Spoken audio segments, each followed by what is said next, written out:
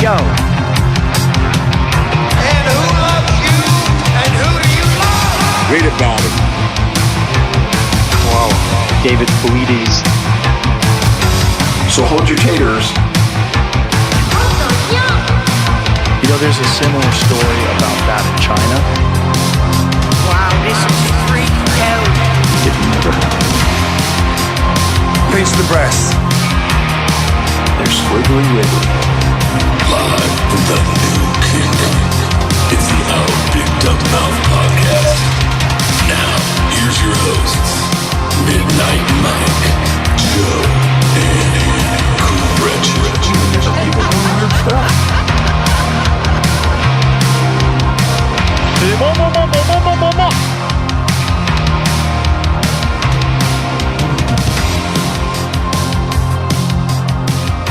Hey, yo, everyone. Welcome back to another fun-filled podcast adventure. My name is Midnight Mike, yes. And joining us over there on screen is Cratchit Hating Display. You hate this place. Nothing works here. Medications don't work. The medications don't work. I've been here for 7 years. I've been here for 7 Nothing years. works here. Nothing works I hate this place. You know, it just occurred to me. One of the number one questions we get is, where is Joe? And Joe will return when Joe is ready to return. That's right. However, the intro still names Joe. If we produce a new intro without his name, he will return immediately. That could be, you know, it's kind of like reverse psychology, but broadcasting. Yep.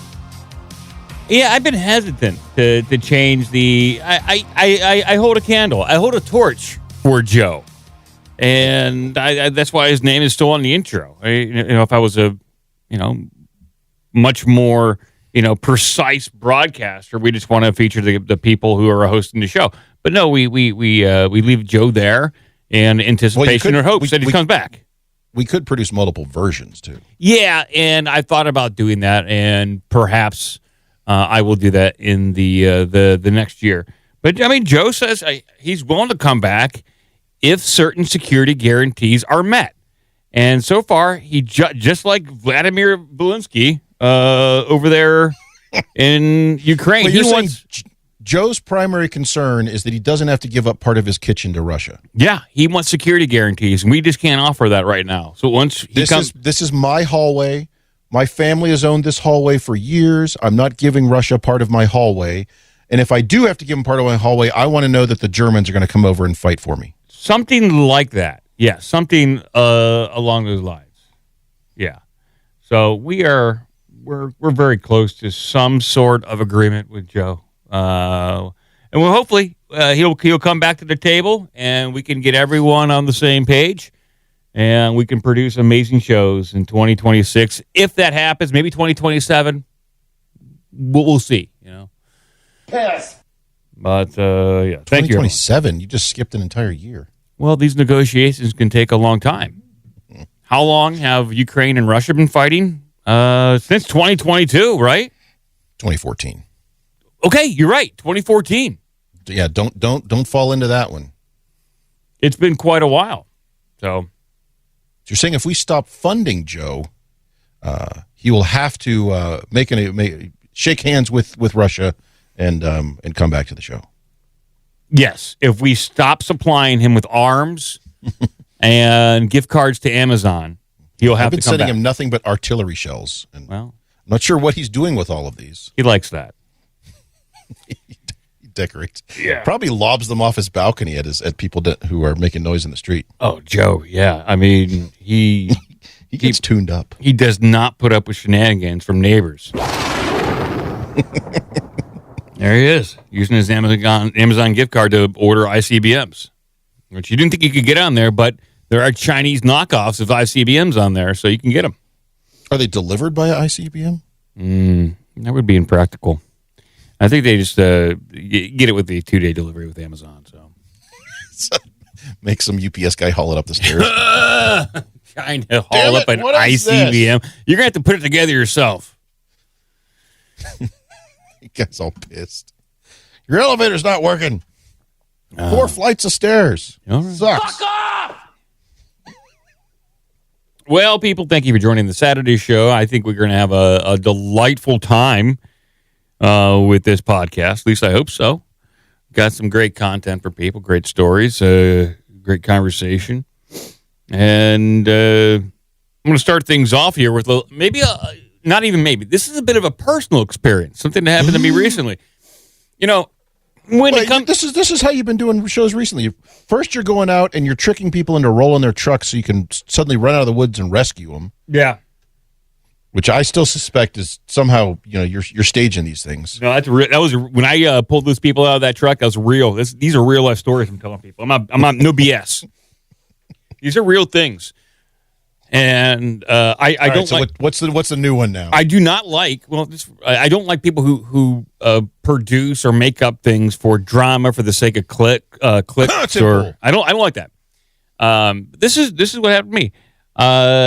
So many paranormal researcher or writer, they can spend an entire lifetime without having a genuine personal experience. For example, George Knapp, author of The Hunt for Skinwalker Ranch.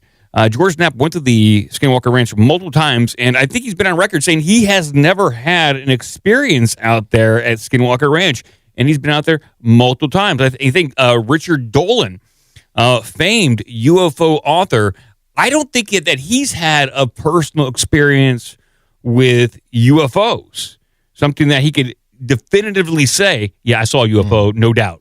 A lot of times when you get into these topics, you read about them, you talk about them, you don't often get a chance to experience them firsthand. Well, on December 12th, I was... That's yesterday. Yeah, I was woken up. I was woken up at 4 a.m. by my wife. And she's like, Mike, get up. There's something. I hear something outside. And I was like, okay, you know what? I don't even question it. I'm curious. And so I go outside, and in my backyard, which opens up into acres and acres and acres and acres of wooded area. It's primarily used for hunting by hunters, but it is pretty much untouched. And that connects to additional woods even further back. So it's just a lot of force behind me. And deep back in the woods, I hear what can only be described as this long, drawn-out, cavernous howl. And it's like a burst of howls. But they're like long and drawn out. It'd be like I'm trying to replicate it. It's very hard to do, but it'd be like, ooh. Oh. Yeah, kind of like Fonzie. Yeah, kind of like the Fonzie warning thing. Is Henry Winkler in your backyard? Is that what's happening? Well, I didn't even consider that Henry would be back there. It didn't even cross my mind, but it's possible. Hey, you started this. I know. I was, you try to do something serious and you just can't do it on this show. Well, it was fine until you started trying to ape the noise. I know. But I'm trying to give people what it sounded like, because what we recorded was it doesn't represent how good your human ears are in trying to capture the 3D sound of this thing. And it sounded deep. It was produced by something big, something organic, and something that was moving, because by the time I went out there and heard it at 4 a.m., I was like, okay, there's something out there. And it was like almost directly behind my house by, like, I'd have to estimate a mile and a half. Ran downstairs, got my pretty good Tascam condenser microphone recorder, set it up real quick, ran back outside in my socks, and it's cold out here in Ohio, okay? Ran out there, set this thing up, and by the time I got back out there, this thing, the origin of this sound had moved to the northeast. It was further away, much more distant.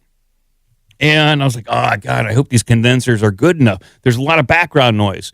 Even like with the house, you have the heaters. You got just low-level ambient noise that you have to compete with, but it was still out there. There was no breeze. There was no wind. It wasn't like the howling of the wind that we heard. It wasn't a coyote, and it certainly wasn't an owl that we've heard before many times here in this part of Ohio.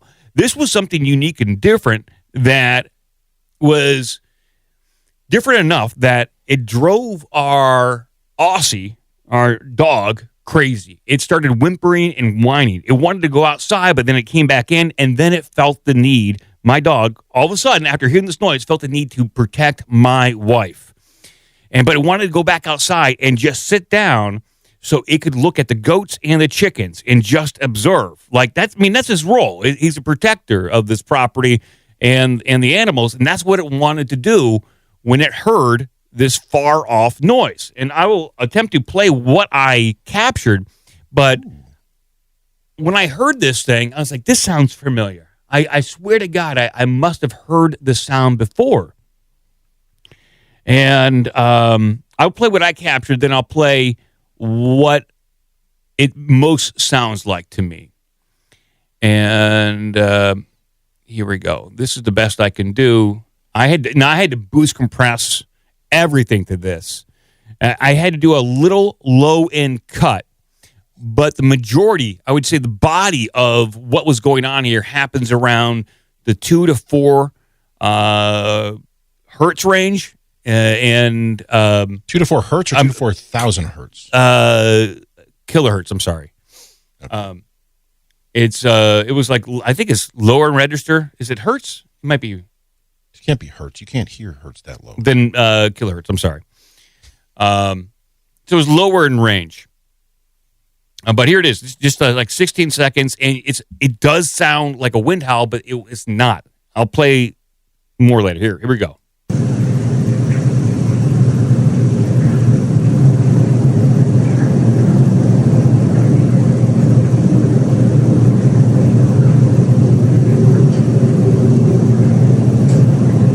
So you can barely hear. It's just like it probably even is more compressed.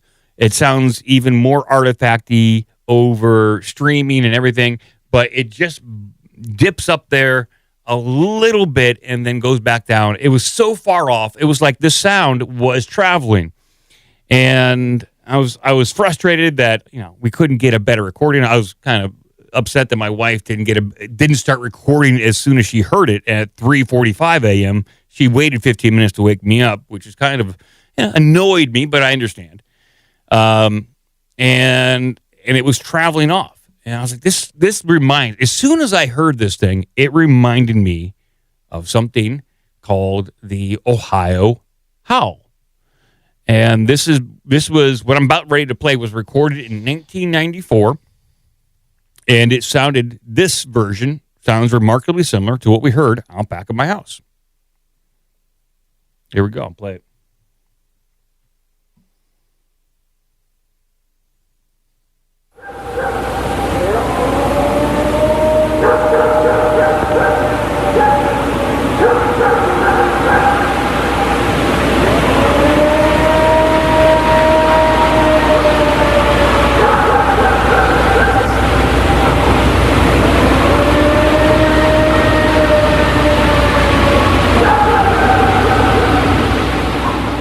So you hear that, it sounds kind of like a wailing, almost like kind of like a weird moaning.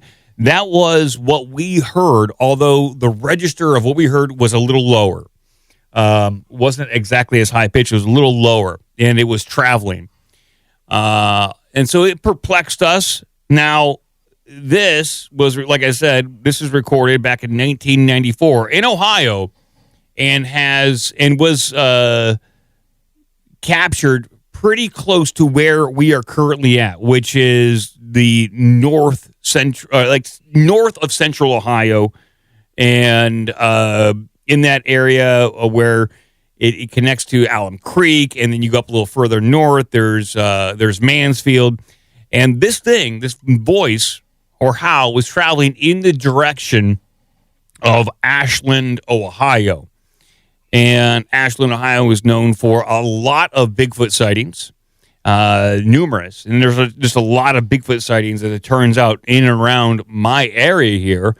And it did sound like there was some sort of movement or migration going on. Now, I immediately texted my neighbors as soon, I didn't text them at 5 a.m. like a lunatic. Why not? Wake them up. Wake up. It's time to talk about Bigfoot. Get up.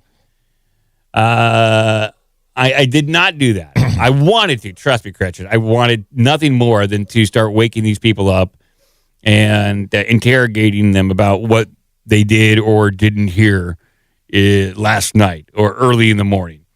But I did. I waited. Furiously sending texts over and over again at 7:30. I know they like to wake up early and they got to go to work. And I asked them if they heard anything, and they said no. They first said ha, and then no, we didn't hear anything. So they initially laughed at me, even though I didn't even talk about Bigfoot. Did you hear a weird howl coming from the woods last night? They said ha, no. And then our other neighbors said, one of them said they heard a weird sound, but they just assumed it was an owl. But it wasn't an owl because we would have heard it. Their house is between the sound that they would have heard. The owl would have been within distance of us, earshot of us to hear. And we didn't hear that. Now, so I went in on Nextdoor. And it's an app I don't often go on to because it's full of ads and people complaining about like local stuff. But I went on there. Bumped into my truck. Why is my garbage can missing? Yeah, stuff like that. Local stuff. And by the way, our friend Joe got banned from Nextdoor, which is very hard to do. It is. Wait, was this because of his ICBMs? I think it's all political. I don't think it had to do with ICBMs or anything like that. It was all political. I maybe Joe can tell the story when he comes back. But so I went on Nextdoor, and I'll read some of these responses. Here we go. So I posted on here the Ohio Howl.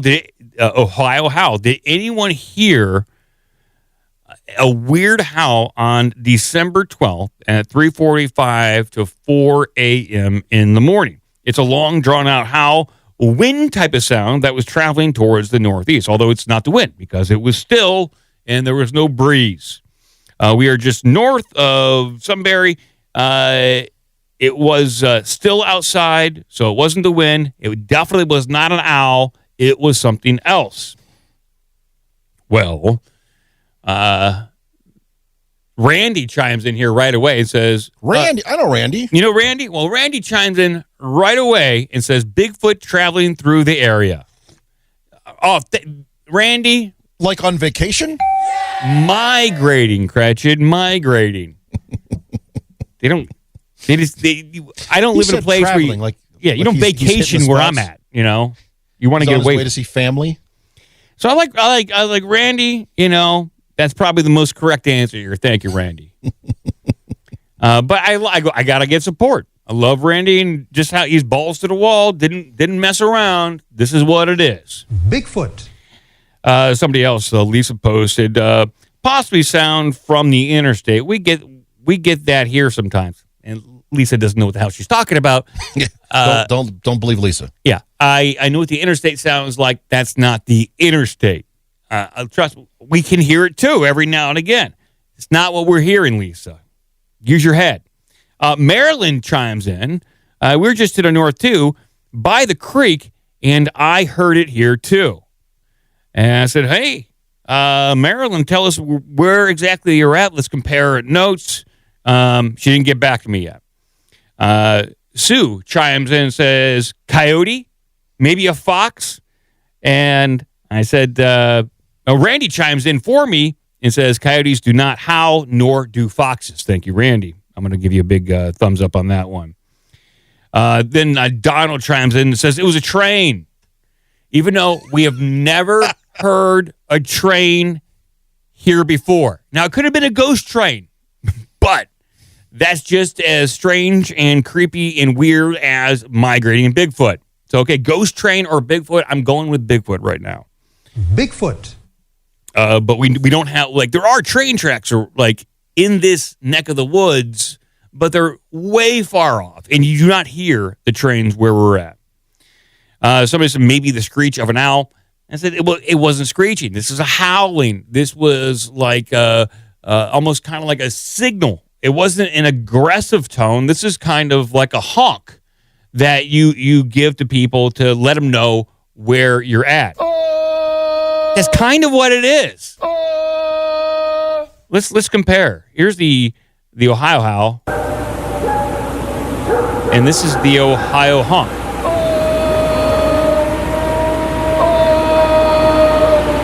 Those are really close. They are really close. Did you hear that? Those are really close.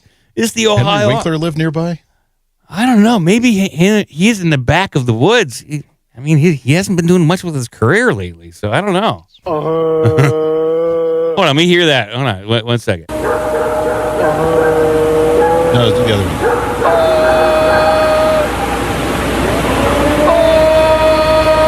That is spot on. It's almost like the same pitch. That is crazy. Then Janet chimes in, and she says, we didn't hear anything until after dark. So not in the morning, not when we heard it, but after dark. And they heard something. Our dogs that just started going crazy as if something scared them. They initially went outside to use the potty, got freaked out. They came in shaking like a leaf, scared to death of something outside. It wasn't from the cold either. They got scared of something outside. Had it been a deer, a raccoon, or something else, they would have barked and alerted us to something outside. They did not bark. They just came in shaking and kept looking nervously, looking back at the door. We lived here for 8 years, and this dog has never acted like this before. My husband went out with a flashlight, looked in the trees, in the woods behind us, but didn't see anything or hear anything. And then finally, Keith chimes in. He says, "'Twas the ghost of Christmas future." What the fuck? Block that guy. Yeah, Keith, you suck. I don't like you, Keith.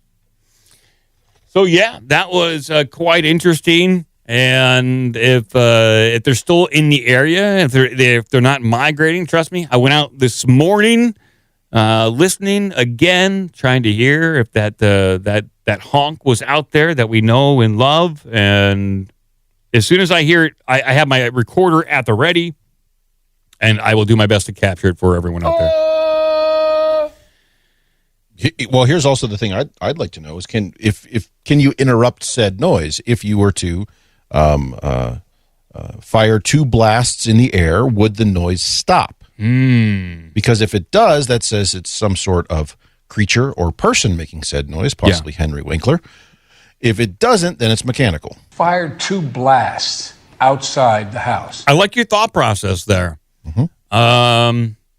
It's general troubleshooting. Can I turn it off and back on again? Sort of thing. Can I interrupt that? Yeah, can I interrupt that process? Okay, that's my signal chain. Okay. Also, it's just fun to fire a shotgun. Yeah, it is. Maybe at like 3:45 a.m. going out there, blasting a few off, and then telling my neighbors, "Don't worry, I was just trying to scare Bigfoot." That won't get the cops called on me. That's how you get kicked off of Nextdoor. It's a little excessive out there, but I'm just trying to get Bigfoot's attention to see if he's real or not. That's why I'm firing my N60 machine gun outside the house right now at 3:45 a.m.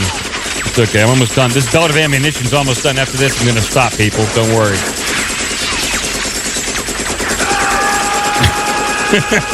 See, it's still yelling.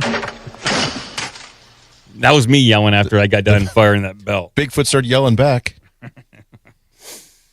There we go. There's a little bit of a personal experience, and it was freaky, but it definitely did spark my interest a little bit more in Bigfoot here in Ohio, and so I'll be on the lookout. I'll be reporting back if I hear anything. But until then, we're going to move on.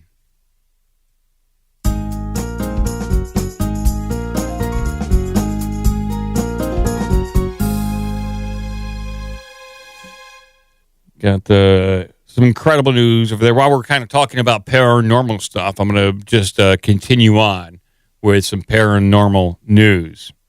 Hey, can you put the jump to image feed? Yeah, I'm going to fix that. I'm going to. Not even showing right now. Yeah, I clicked the wrong. You got the wrong layout selected there, sir. I'm sorry, the computer broke. Excuse me. Are you saying it's Sparkle Time Story Time? That's what it should be showing right now. Is Sparkle Shine Story Time. Sparkle Shine Story Time. Let's see if I can bring that up. I love that. Sparkle Time Story. Sparkle Shine. Sparkle Shine. Yes, Sparkle Shine. Sparkle Shine Story Time. Yes, there we go. Pound Town. Some people think we talk about aliens and UFOs too much. I don't think so. I only cover the news, and that's what I'm doing. I'm just covering the news. Wait. This show focuses on paranormal as one of its top 4 general subject areas. It's one of our core tenets. Yes, UFO is one of the planks in our platform. Mm-hmm.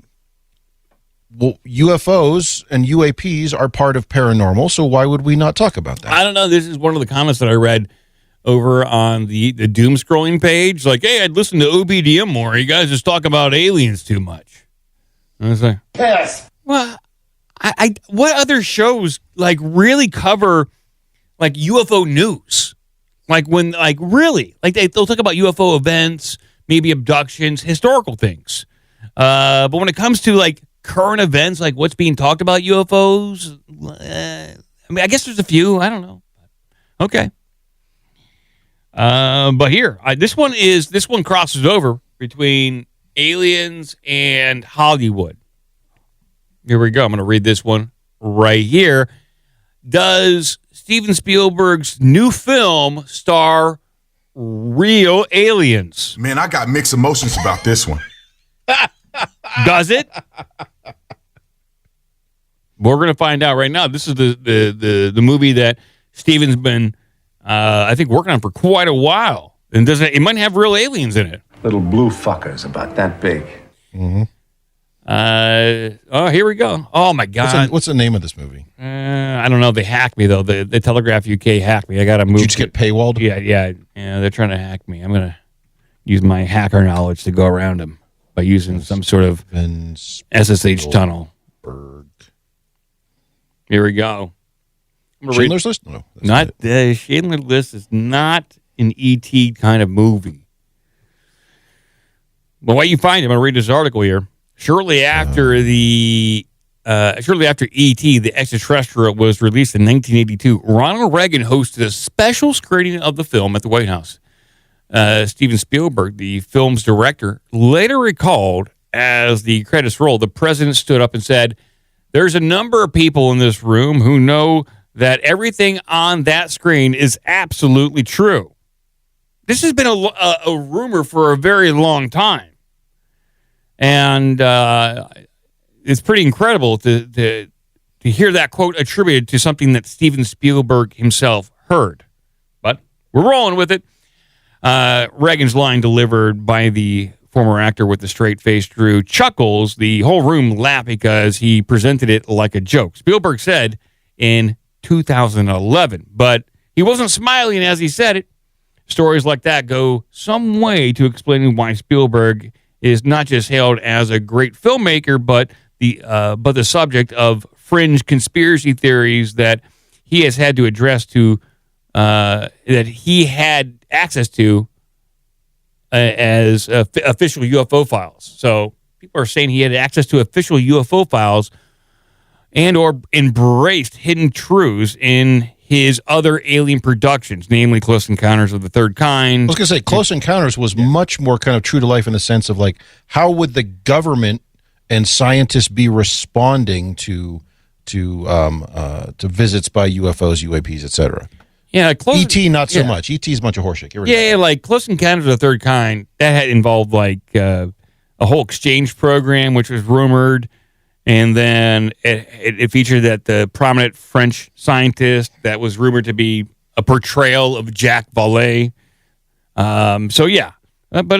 So anyways, Spielberg it's been rumored that he has access to secret UFO ET files and that he embeds hidden truths in his movie, at least on the behest of the American government. According to this narrative, popular in certain corners of the internet, Spielberg is a shill who has used his films to roll the pitch so that we are conditioned to think favorably about an extraterrestrial life that may be out there.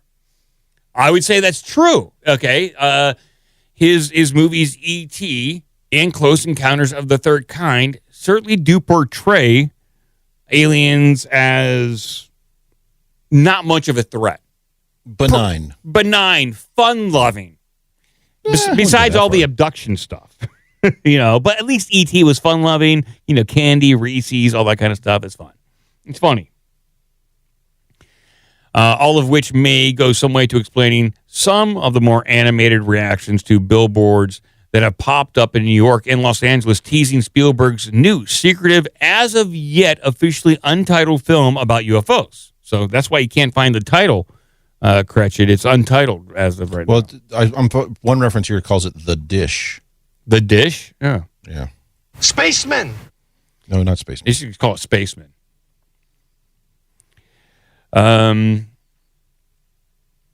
All will be disclosed. We are promised, imposed on an image of a bird silhouette and an upside-down human eye. A trailer for the film, which stars Emily Blunt, Colin Firth, I think it's pronounced Firth, and Josh O'Connor. You pronounced it wrong. I called him Colin Firth. And Coleman Diego is reportedly set to run before screenings of the new Avatar installment when it is released next week. Oh, so so just in time for Christmas, there might be a trailer for this new UFO movie, which I wasn't even aware the new Avatar movie was coming out. How many Avatar movies are there? I think they're on 3. I think so. Avatar. I think I've seen most of the first one, but it's just a blue cartoon. Of what movie? The Avatar one. Avatar. Well, tinfoil hat wearers have reacted with characteristic calmness to the news that Spielberg is returning to his sci-fi roots with the new production, filming of which was completed in the summer. It is said to have several working titles, including The Dish, or Non-View, but is now reportedly called Disclosure. Maybe he has to change the name of it because that documentary that came out was called Age of Disclosure. And I don't know if you want to be associated with that, but okay. Why would one of the titles be Non-View? I don't know. That's a terrible title. The new name, if it is correct, would provide evidence for the conspiracy theorist that Spielberg knows more than he's letting on. Disclosure being a key term for the alien truthers. They hold that the American authorities have secret information about UFOs and extraterrestrial life and want it to be publicly revealed. In the process, they term that disclosure. This is a long article about Steven Spielberg. It's very... the long article with no information. Not really. The director has always denied having any secret knowledge about alien life. Though, he would say that, wouldn't he? Yes. But that's not... But has that stopped people from asking the questions? Partly that is because the company he has kept over the years. He's enlisted help from J. Allen Hynek, a scientific advisor to the U.S. Air Force Base on UFOs, while he was making Close Encounters of the Third Kind. Indeed, Hynek coined the phrase that became the film's title, and Spielberg later said that he owed a lot of his instilling in me a professional's point of view on the kind of field reporting. He also helped me make a movie more credible than he would have been able to do without his experience. Hynek even had a cameo in the film's finale, a pipe-smoking man surveying the alien landing site. Surely this means Spielberg must know something, anything about the truth. Well, I don't know. Hynek, the government stooge that headed up Project Blue Book. He was really tasked with, I think, making a lot of those more credible UFO stories and reports go away. And then I think the more he investigated it, he had to kind of close the book on that. And then afterwards, he came out and said, oh, yeah, there was a lot more to it. And he came out more of a believer, but publicly and on official government records, he had to basically dismiss everything. So he came around at the end. So how does this wind up? Well, Spielberg has said that he has never seen a UFO, but wishes he had. Despite that, the master storyteller is himself a believer in alien life. Quote, I don't believe we're alone in the universe. I think it's mathematically impossible to think that we're the only intelligent species in the cosmos. I think that's totally impossible. He said in a 2023 interview, yeah, that's the cheap, easy way out to say something like that that's been said 1,000 times. At the same time, it seems impossible that someone would visit us from 4 million light years away, except in movies, unless they figure out some way of jumping, figure out some way of jumping the shark, so to speak, and getting here through wormholes. Why would he say that? Jumping the shark has nothing to do with getting from point A to point B when it comes to long distances.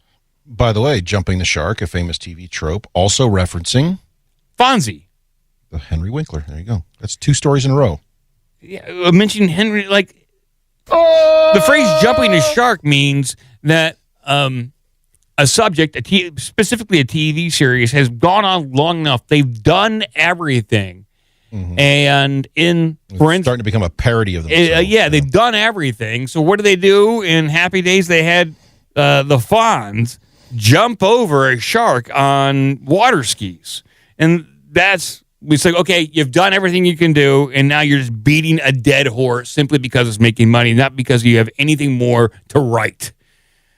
And so for Steven Spielberg to use that phrase in the context of why aliens haven't traveled here doesn't make any sense.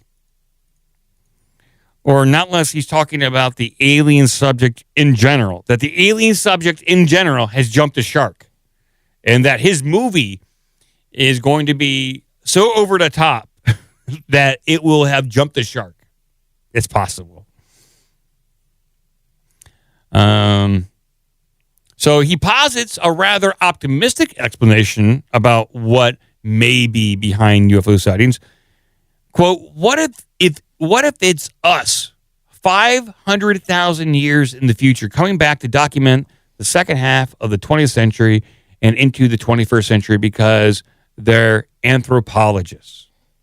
And they know something we don't quite know yet that has occurred. And they're trying to track down the last 100 years of our history. Perhaps that could be the basis of his next film. The conspiracy theorists would surely lap that up. So he's talking about future humans traveling back to observe us. As in potentially ultra-terrestrials? Yeah, I guess that would be the correct term. It's going to suck when this Spielberg movie comes out, and it's going to be like that Zemeckis one, Contact, where it's like there are no aliens in the entire movie. It just turns out that it's in your head. It's just her dad. Yeah. So. Has Steven Spielberg ever put out a bomb? Like a bomb of a movie? Hook comes to mind, but probably others. Okay. Let's find out. On the internet. Like, he's had quite a string of successes, and I wonder if he's apprehensive about releasing this thing. You know, he's past his prime, obviously, maybe past his prime creatively, and so he might be apprehensive about releasing this kind of thing. I don't know. Would I go? I will go see it just because I'd be interested to see his take on the subject, but I don't know if it's going to be any good. Good. I don't know. No. Apparently, people don't like the BFG, but wasn't that was animated? So I don't know if it really. Yeah, but yeah. 1941 Hook. Hook, yeah, Hook was a bit divisive. Always is not a great one. That's one with John Goodman and the dude from Jaws. Can't think of his name now. Henry or Harry Shriver. You're thinking of Roy Shriver. Roy. The other dude. Okay. Oh God, who was that guy? Richard Dreyfuss. No, that's the name I was thinking of. Tom Pappard. Harry Potter. Yeah, Tom Pappard. Yeah. Yes. So the answer is yes. He has done films that aren't great. Okay. He's done films that sometimes people will herald but do not hold up. So it's hard to say on some of these as far as like. But I mean, he did that terrible Indiana Jones ones about aliens. So. Oh yeah, but that made money. It wasn't a bomb. These people didn't like it. Well, Avatar makes money, and that's just straight trash. But yeah, hey, whatever. That makes a lot of money. Good. Now we're having fun.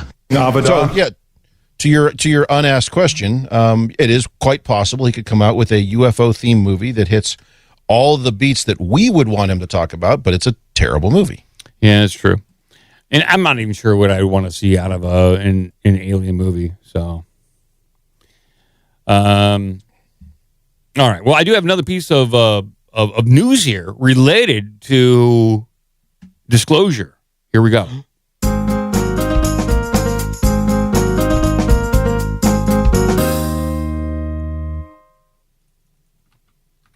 Yeah, this is comes from the guy who was in the movie Age of Disclosure. That not so great, probably a B average movie. And this is Lou Elizondo. He tells News Nation, we're going to have an event that will eclipse 9/11 impact on society. Oh, 9/11 really? Times 1,000? 9/11 times 1,000. Yeah. Maybe 4? 4 times 9/11. Well, is he saying that there's going to be a false flag? I was going to say, yeah, just tell Israel. Is that what he's getting at? Tell Israel not to do this one. Is that what he's getting at here? Because when you use that analogy, depending on who you're talking to, it could imply a few different things. But let's listen to Lou. Maybe he'll explain all. When Lou talks, we listen. Is that true? I do. It doesn't mean I agree with everything he says, but I listen to him. He's got a bar. He's got a restaurant. He's a restaurant owner. So he comes from a place of perspective. To ignore. Okay. Well, he's talking really low, too. I don't know. I think, does Twitter automatically reduce the audio volume decibel level by like 10? Like when you upload a clip over there? I don't know what's going on, but something's going on. I don't like it. Here we go. To ignore this topic, we're going to be in another really bad situation where we're going to have an event that is going to potentially eclipse the impact of 9/11 had on our society. Boy, that was a short clip. Wait, that's it? That is the entire clip. This is the worst clip I've ever seen in my entire life. In fact, I'm going to write this. This is the worst clip. And then put hashtag Ohio Bigfoot. Yeah, I've ever seen. Where's the link on this one? I want to find your link here. I don't even see it on here. What's it called? It is called.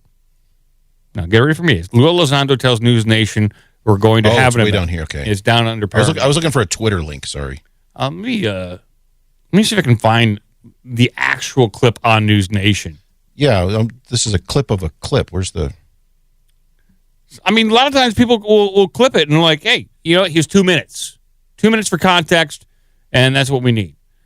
Let's see here. 3 days ago. 5 months ago. I think it's like 3 days ago. That's what we want, News Nation. Oh, my God. I'm deaf now. Oh, my God. Let's see here. 9/11, the drone mystery. I got 58 seconds from him. That's not his whole appearance, though. He was on with Rolls Koltar. Yeah, here's okay. It's 54 minutes. You want the whole show? I got it over here. Is Trump thinking? That's what they're asking. Is Trump thinking? Yeah, he's on this whole freaking thing. I don't know where you're going to pull this clip. I don't know. This is Ross and Lou for an hour. Oh my God. Okay. I'll give it to you in Carrot Shop, but you may have to do some needle drops. Nah, I'm gonna go right here. That's the whole freaking show there. So I'll just do this. Did Trump receive a briefing? It's a good question. There are no guarantees in life, right? Except for death and taxes. What? So I'm certainly not going to speak on behalf of the President of the United States. Why not? It is true in your assertion that the memo was sent. It was sent on behalf of myself. Whether or not the President has had time to read it or his staff, that's a question you'd have to ask him. I certainly wouldn't want to be presumptuous and try to answer for the boss in any way. My hope and desire is that someone in his administration in a position of authority had a chance to review it. I think it's also important, too, that it's basically just a general recommendation to find somebody out there that the president and the National Security Council can basically tag to be the point of contact for this issue. We are now seeing, Ross, a significant issue that drones are playing on the battlefield. In fact, there was a statistic recently released that over in the Ukraine, for the first time in warfare history. All right, he's gone off the rails. He was talking about UFOs, and now he's talking about 52 minutes, and he talks about age of disclosure. I'm still looking for the bit about the false flag. Yeah. Yeah. Sorry about that, people. But I thought the clip would actually do its job and talk to us about it. All right, he mentions 9/11 at. All right, here we go. Go to about 34 minutes. 34 minutes? Love to. Yeah. We go to 33:50. Here we go. But they don't sit on the right committees, or maybe they don't have enough authority, or they're maybe a freshman member of Congress. So they are hesitant to speak publicly about it. But look, the bottom line is we now know these things are real, whatever they are. And some of them may be man-made. Some of them may not be man-made. And some of them might be a combination of both scenarios. And this is exactly why we need to have this conversation as a public. This is why we need to bring people together. We need to have, I think, a single point of contact in the U.S. government that is there, for better or for worse, to answer the questions. He wants to be that guy regarding this topic. This is not going away. And my real fear here is if we continue to ignore this topic, we're going to be in another really bad situation. Where we're going to have an event that is going to potentially eclipse the impact of 9/11 had on our society.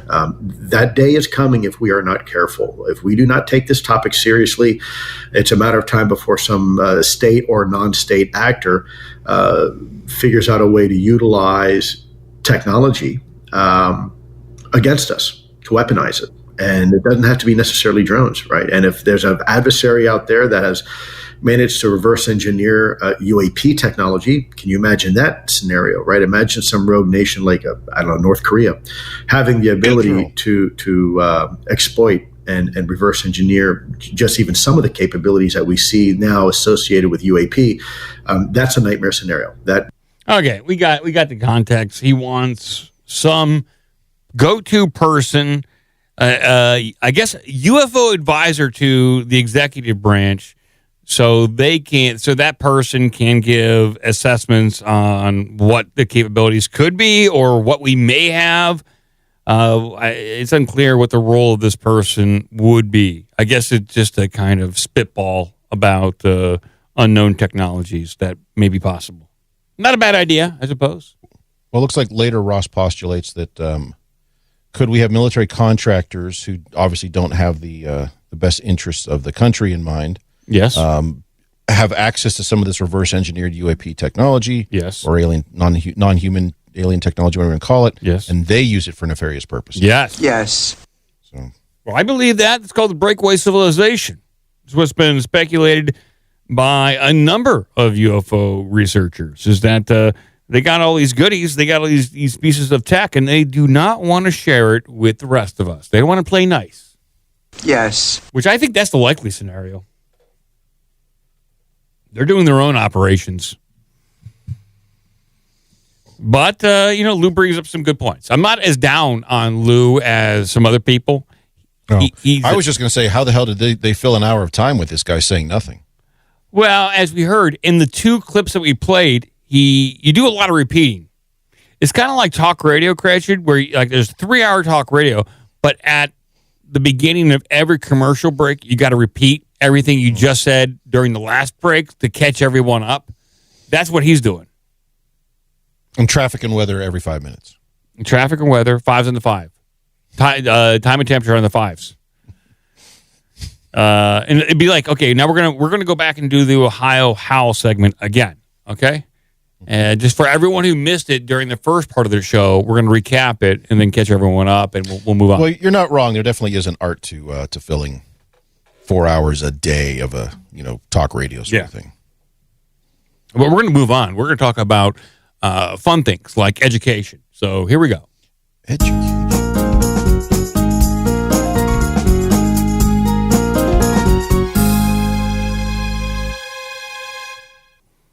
Yeah, education. People like education. People like to get educated. People like to learn. And there's no better time than now to start learning. We're in our 40s. Oh, I'm speaking for myself. I don't know how old Cratchit is, but I'm definitely in my 40s. Deep in my 40s. And deep in your 40s, huh? Yeah, deep in my 40s. And here's a headline right here. Why workers in their 40s are going back to school. Oh, really? Because that's how you get better jobs? I don't know. Okay. Thanks, Wall Street Journal. That's what they're saying. Oh, they hacked me. These guys hacked me, and I gotta go over to an archive of this.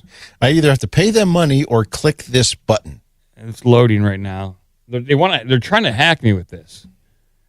I'd like to think, having not read this article, I'd like to think the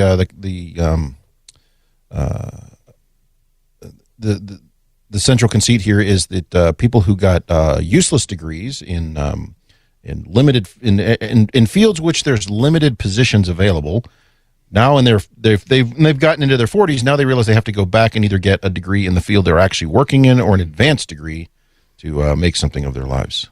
Could you try to give me an archive of that? Like, my archive is spinning. And I'd kind of like, well, I got to find the original article here. It's up there. It's at the very top, called Ohio Howl. No, it's called Why Workers in Their 40s. It. Why Workers in Their 40s. Yep, let me get you an archive here. Oh, hold on. Is this a traffic light? Is this a bicycle? Is this a motorcycle? Is this a bus? Is this a car? I don't know. I get confused by those questions. Is this a bridge? Okay. I don't know what some of those... They asked me, like, what's a traffic light? And I think it's a trick question. And I don't know. Is a crosswalk a traffic light? I don't know. I got to really think about that. I think the archive service is offline. Is doing the same thing. Okay. Well, so we can't do this. Go to a different story. We cannot do this one. Sorry, see people. if I can get it back. But I'll move on. I'm going to give you a thought I had last night. I'll give you a thought. I'll give everyone a thought I had last night. This is more of this food for thought. Like a Charlie Kirk thought.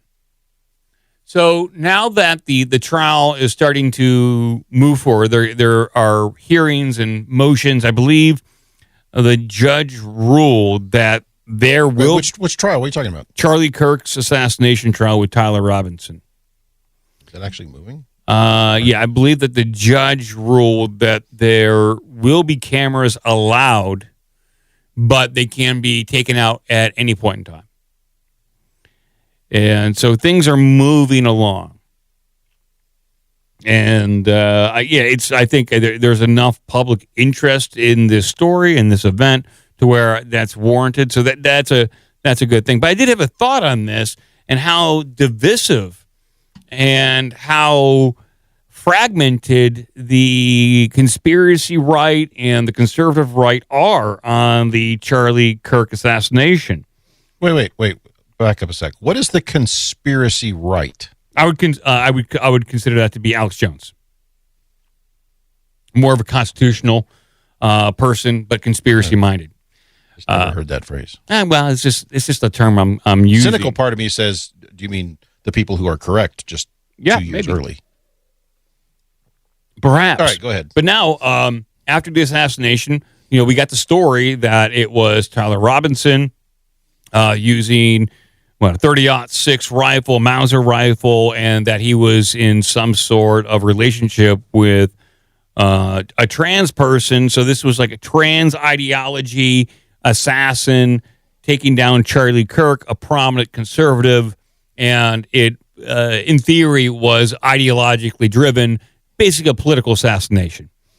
And that's the narrative that we were initially given. But then we had all these drips of hey, things are not lining up. Like the autopsy, we don't know anything about that. Typically, a 30-06, that would have exited at some point in time his neck, and it wouldn't have been stopped by his spine. So there's a lot of things that didn't add up. There were searches for the assassin's name, the hospital, the doctors, weeks, if not months prior to the assassination, giving indication that there was some sort of advanced knowledge of this plot. And then they're like, where is this trans person that was dating Tyler Robinson? Seem to have disappeared. There's enough anomalies at this point that, if presented by the defense, may create reasonable doubt. Would you not agree, Cratchit? Let's just say there's a whole lot of shenanigans there. There's a lot of shenanigans, ranging to even going to the weird text messages, all but confessing to the crime between Tyler and his partner. There's like a lot of weird evidence that, if presented in the correct way to the correct jury, Tyler may have produced enough reasonable doubt to where he is not convicted. At which point in time, what do you think the reaction will be from people?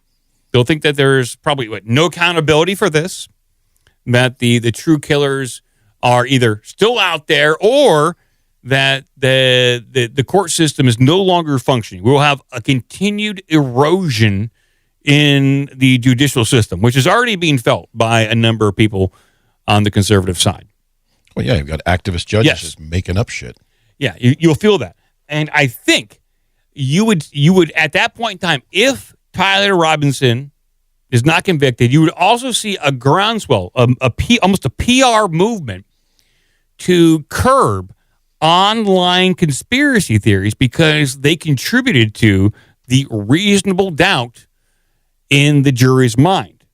Now, whether or not there was true reasonable doubt or not, that all those conspiracy theories put out by Candace Owens, even like shows like ours is talking about these weird stuff, or Jimmy Dore, they contributed to the overall narrative that shenanigans took place and Tyler Robinson wasn't the sole person responsible, therefore not guilty. And I think you might even see some sort of legislation or bills put forth in order to curb online conspiracy theory. You can call it almost like a disinformation czar. It's kind of like what Biden wanted to do during his administration, but there's a lot of pushback against it. And since a lot of these conspiracies tend to be on the right for the most part, that they need to get those people on board with censoring themselves. And I think that would be the play there. I don't think it's going to go anywhere. Okay. It's just a thought. It's the wrong side of the political spectrum to do that. If they wanted to get self-censorship going on the other side of the aisle, 99.9% on board with that one. But they've already, like, the left is already on board with doing that to themselves. That's what I mean. Like, they're already on board with doing it. It's time for the right to do that to themselves now. Nah. Okay, well, just a thought. I'm not sure how this thing can even be going to trial already. Tyler Robinson has not yet committed suicide in his jail cell by himself while on suicide watch. It is true. It hasn't happened. I mean, that's scheduled for later. Yeah. Well, I'll move on. It was just a thought until I could bring open another article here. I don't think there's any way they can do any sort of widespread. No, they can certainly denigrate. They can certainly,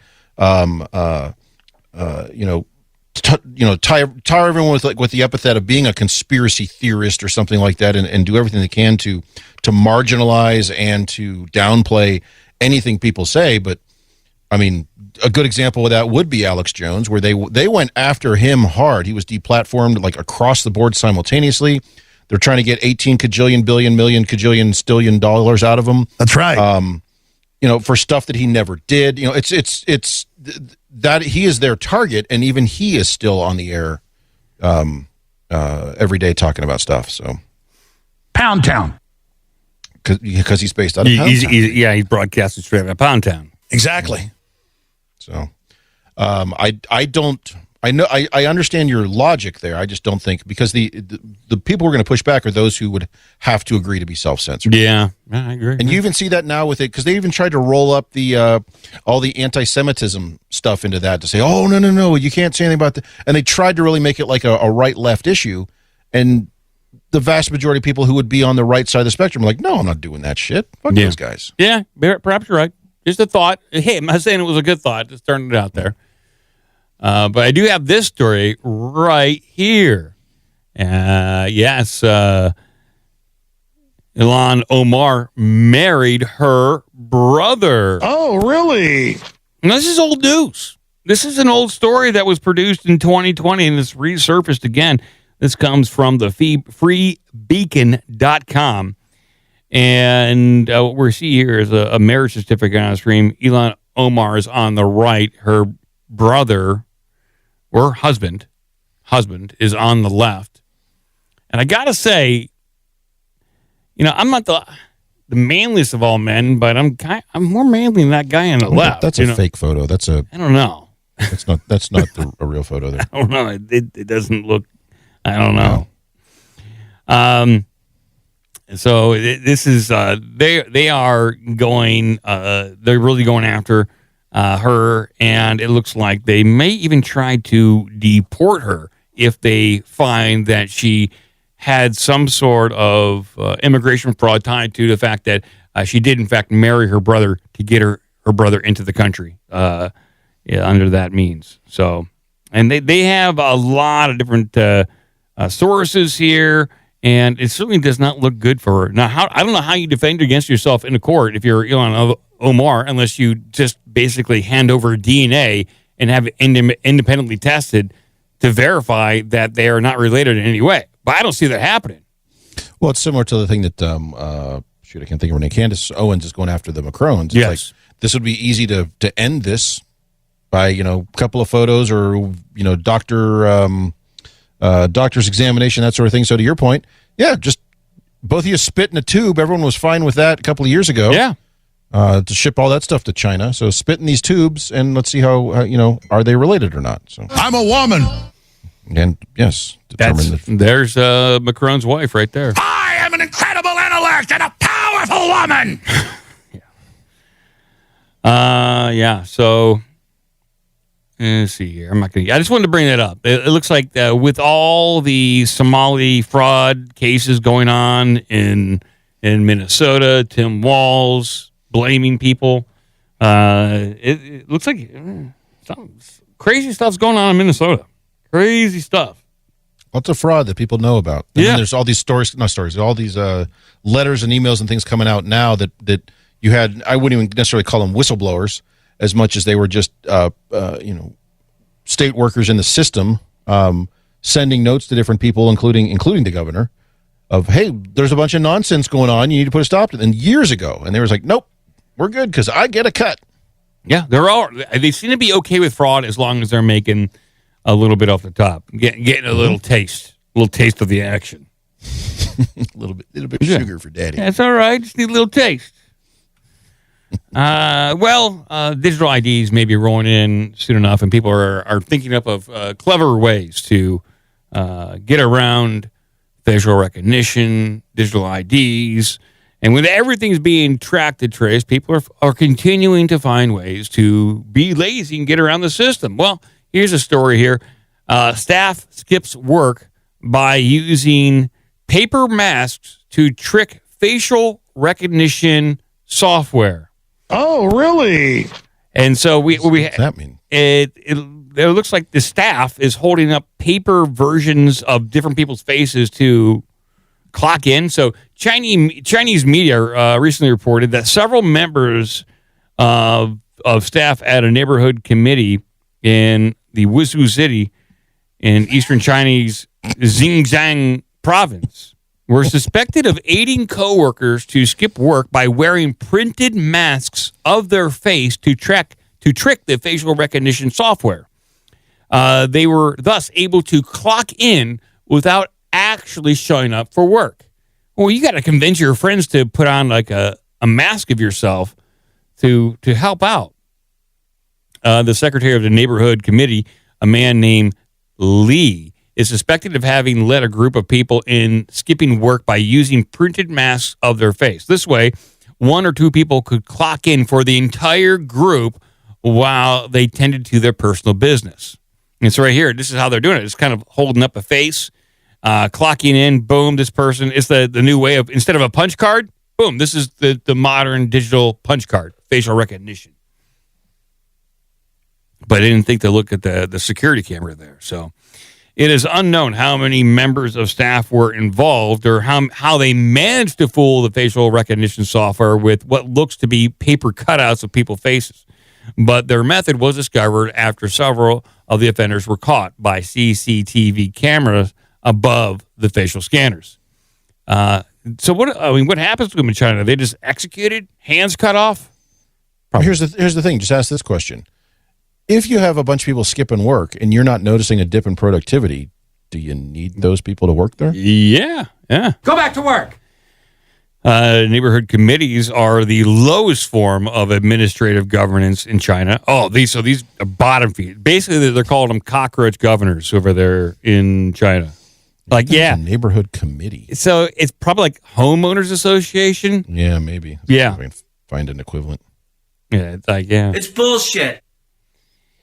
Their members are not civil servants and are not paid salaries, but they do tend to receive allowances. So the offenders were receiving some sort of compensation illicitly.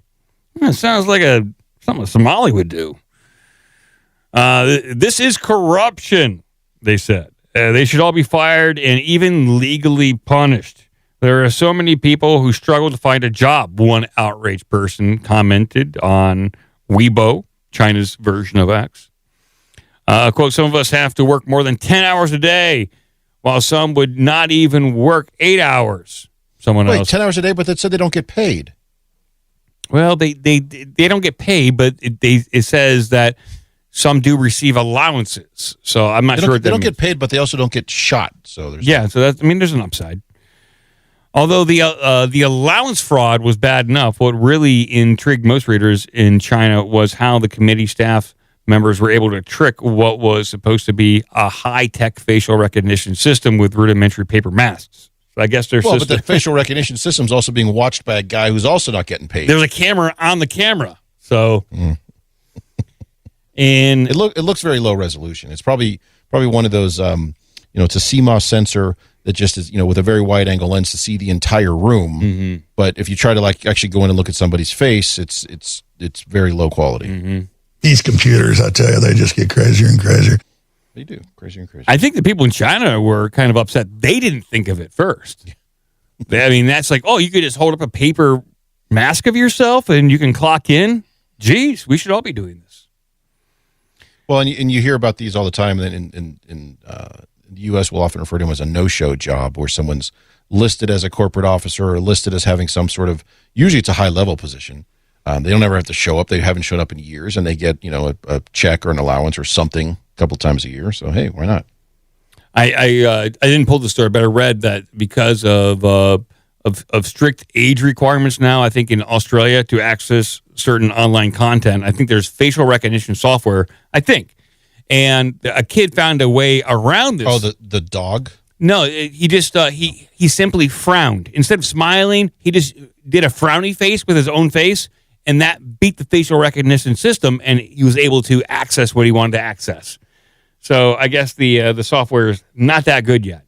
I mean, I'm sure it will get better, but if paper masks can beat it, and if paper masks can beat it, and frowns can beat it, then how good is it? There was one, and now I have to see if I can find this one. There was one recently that somebody defeated facial recognition, some sort of age gating thing, but by uploading a picture of a dog. Oh, that works too. I know people were using pictures of The Witcher for a while, and that seems to work. Let me see here. I do have other headlines here. What did Nostradamus predict for the year 2026 and beyond? A feel-good story of a dog that was found. It was missing for 5 years, and they found it 2,000 miles away. That's a feel-good story. Why did Porsches suddenly go silent and stop working all across Russia? Porsches. I'm assuming they just turned them off. That's It could one be, of the yeah. joys of these connected cars. Or I can just, I can stop right here and open up the phone lines. It's kind of up to everyone else. I think we definitely need to take a couple of calls. Yeah, we probably should. Why don't I go ahead and do that? I'll just, I'll stop talking. I'll shut up and take your calls. So let me get that going here. Let's go ahead and take some phone calls.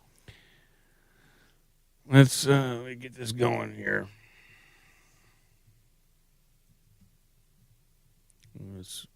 I gotta play the sound effects. Here we go. Let's go ahead and take the phone calls.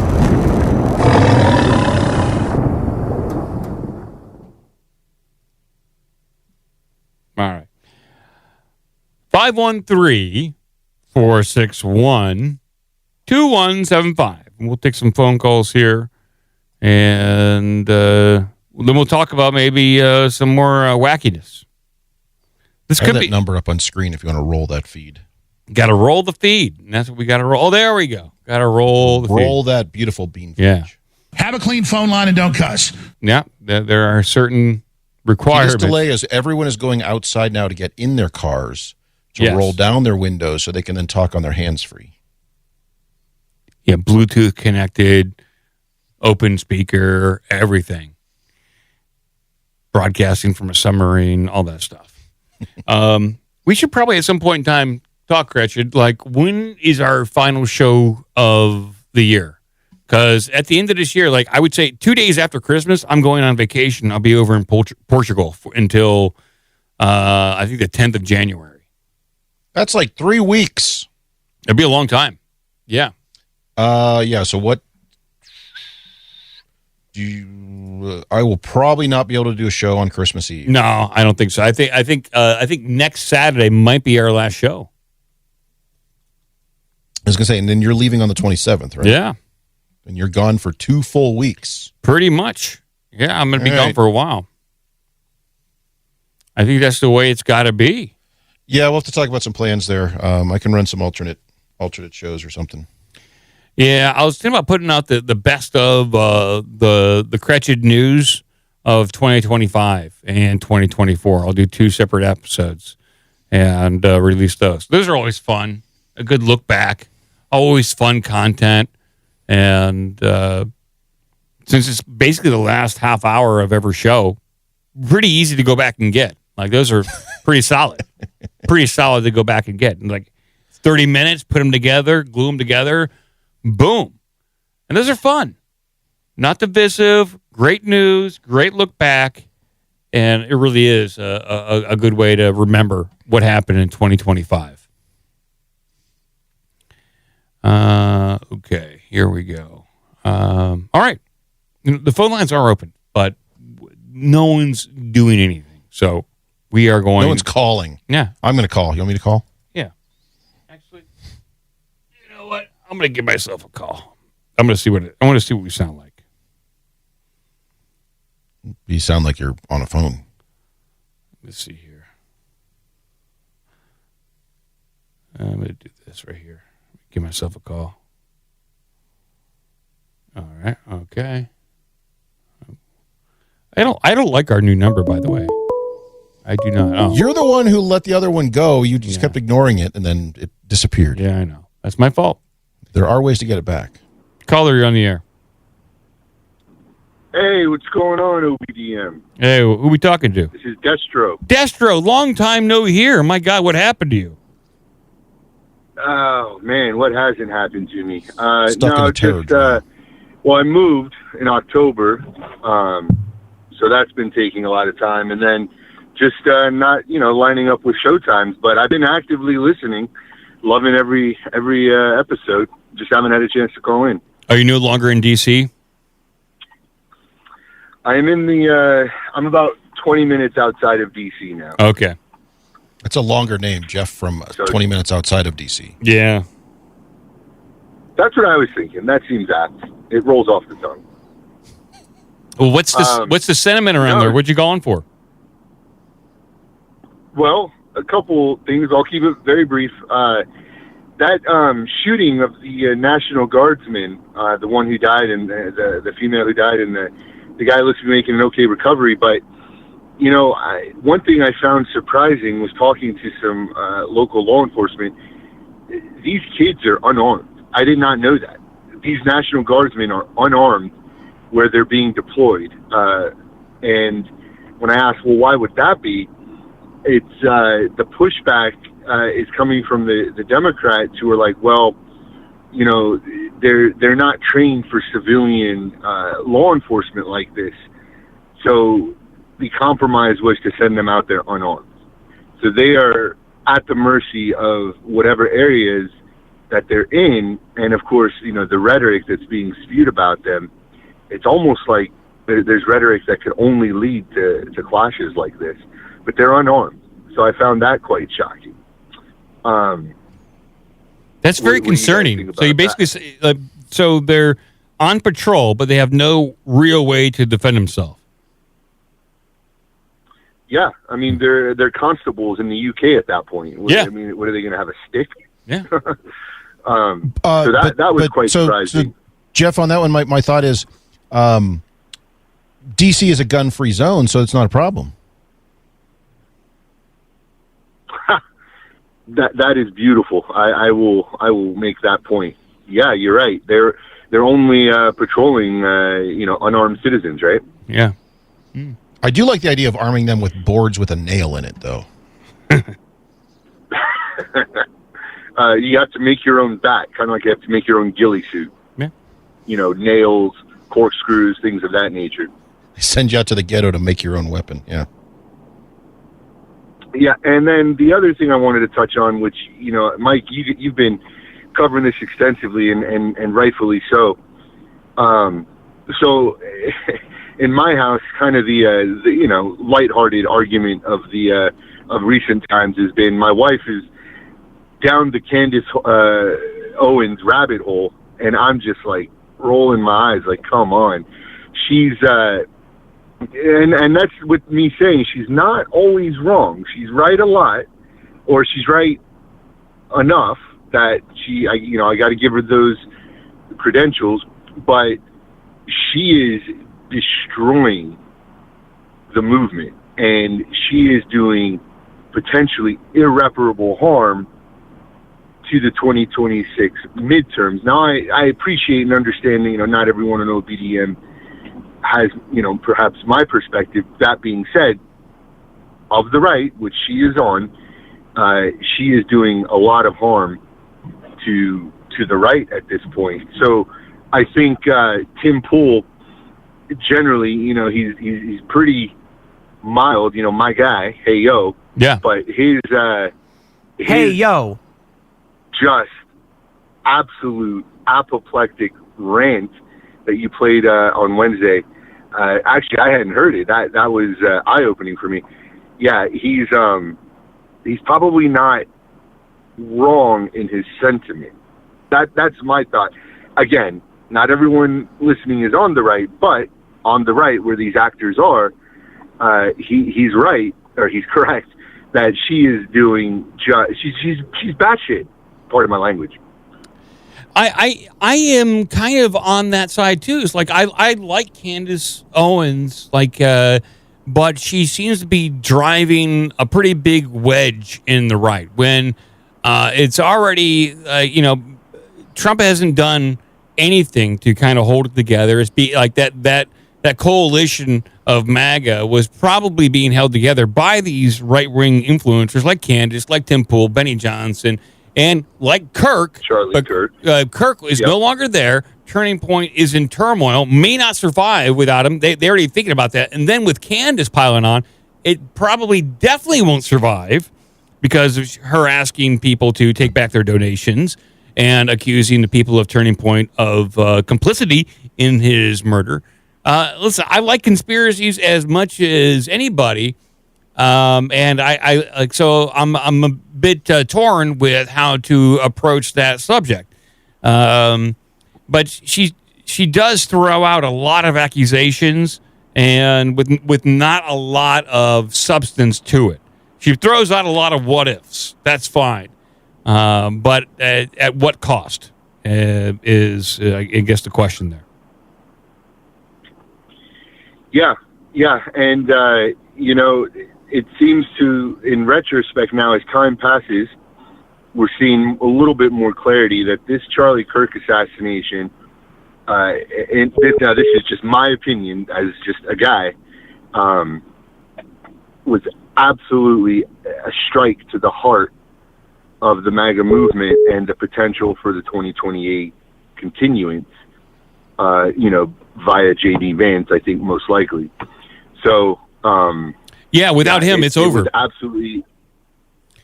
It seems like without Kirk, it's over. That, but I think we have to say that. Yeah, I think so.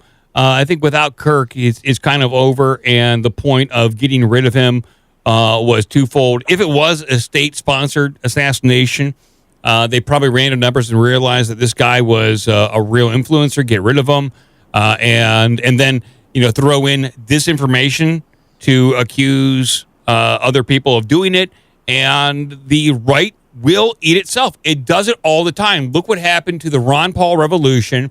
It was infiltrated by neocons, and it ruined that. Same with the Tea Party movement on the right. That was also started by Ron Paul, kind of split off, did its own thing, but was also then infiltrated by neocons and dissolved.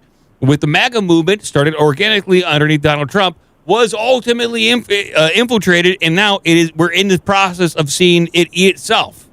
And so it happens all the time.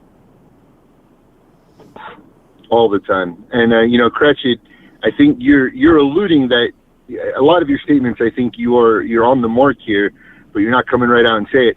The judges, the judicial system at this point is destroying the president's ability to preside, and that is not their role. And he is, once again, Trump 2.0, just like 1.0, is being hampered on all sides from enforcing his rightful agenda as the president. The deep state, the bureaucrats, the careerists are there to serve at the pleasure of the president. And I think they've forgotten that. And there's just no consequences. And these judges are, and these judges, I mean, I can tell you where I'm getting my sources, but a lot of these appointments during the Biden administration, you've got the D.C. Superior Judge. One of them is from Trinidad and Tobago, I believe. She's foreign-born, foreign law educated, and has been in office all of maybe 18 months by now. And she's just deciding that tariffs are illegal. She's just deciding that, the National Guard can't be deployed. I'm sorry, nobody elected this judge. And there's many like her, and it's not anything to do necessarily with her being foreign-born. There's plenty of American judges, short-haired, middle-aged female with masculine phenotype kind of people who are sitting on these benches and just deciding that they have the authority to halt the actions of the president. And you don't see this kind of power being wielded when the president is a Democrat, because the GOP are a bunch of idiots. Yeah. They don't know how to govern. They suck. Don't know how to build on wins, and they don't know how to govern. So that's my rant of the end of the year. But I've been listening, and I've been enjoying all the content. You guys are doing great stuff. Mike, you just very naturalistically crack me up. I don't think you even mean to be as funny as you are sometimes. It's I'm just naturally stupid, so I appreciate that. Well, love the show as always. Baba Booey, Baba Booey. Thank you. Guys. Good to hear from you. I did find footage of the National Guard on patrol. I see that, and they are armed with Louisville Sluggers. And I see one has a lead pipe. He's got a length of pipe. I see he's got, got a makeshift hammer made out of wood. I see that. Well, okay. Yeah. That's better than nothing. It's like they're in the Warriors.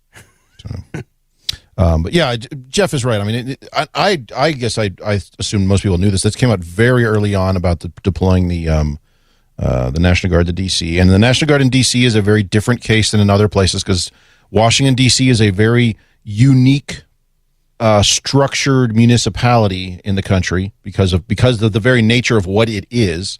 It has what's known as home rule. It's very differently structured than anything else, and the federal government does have authority in Washington D.C. Yep. But it came out very early on that they were to appease the masses. They were going to be unarmed troops. So, and I think some of them are armed in very limited ways, but they're not carrying sidearms. They're not carrying full combat rifles or anything. So it's more of a show of force, which honestly seems to work in a lot of cases. But it is unfortunate when something like that happens because they are unable to defend themselves. Though I think somebody did have a sidearm, but may just be sergeants or things like that are the non-coms have that, but the general infantry don't. It's hard to say how it's structured.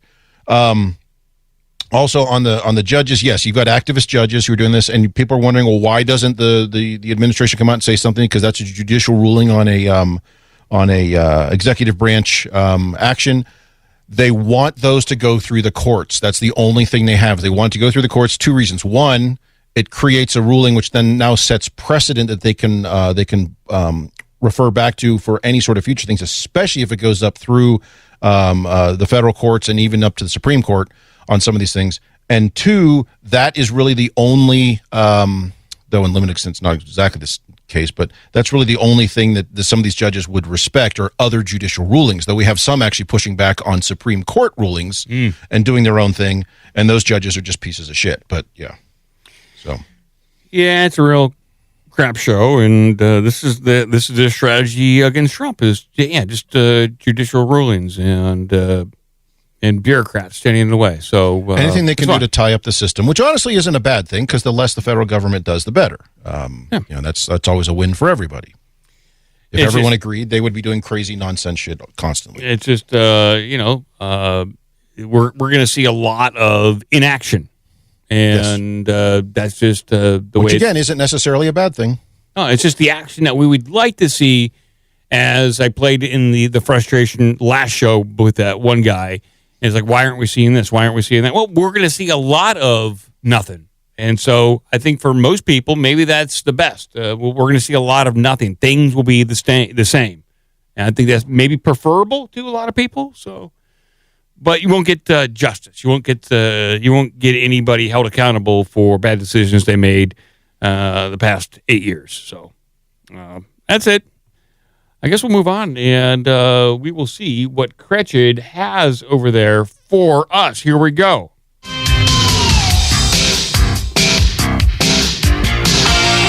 Science. I don't know if I have any science today. Let me see my door's closed up there. Is Bigfoot letting himself in? Oh, Mike took off his hands. He's gone. You can't hear a single thing. Let's see if I got anything for science. Oh, let's see. That's not science. That's technology. Does that count? Sort of science. All right. We'll go with that. Did Bigfoot get in? Did not get in, but he did have access. All right. So every now and then, video game stores do all sorts of things where they let you trade in whatever you want for a store credit towards a future purchase. GameStop just did these a couple of days ago, and they got some weird crap. Oops, this needs to go over here into... Wait, there's still GameStop around? Yeah, they're right next to Radio Shack. Next to Fry's. There you go. So this is some of the stuff they got as a trade-in. Ignore the... Well... Yeah, okay. The video is related, if you did want to run that, but I did not vet said video. GameStop says it's trade in anything day, led customers to bring in a goose, a bobcat, and a Wii Netflix disc. Oh, really? Okay. This is a 5-minute video. Should we play the entire thing? I would, like I said, I didn't vet the video. I would just go to the article. You can go to the article.